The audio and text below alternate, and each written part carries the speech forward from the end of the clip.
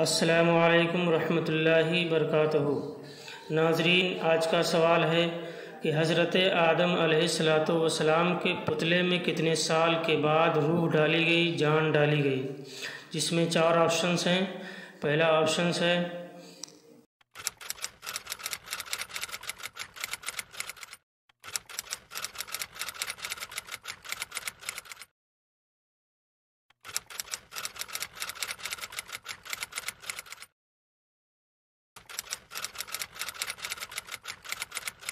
کتنے سالوں کے بعد جان ڈالی گئی؟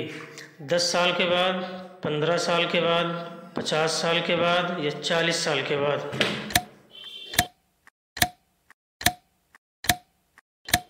تو صحیح جواب ہوگا اللہ تبارک و تعالیٰ نے حضرت آدم علیہ السلام کے پتلے میں 40 سال کے بعد جان ڈالی گئی۔ اللہ تبارک و تعالیٰ نے آپ کے پتلے کو بنایا اور بنانے کے بعد 40 سال کے بعد اس میں جان ڈالی گئی۔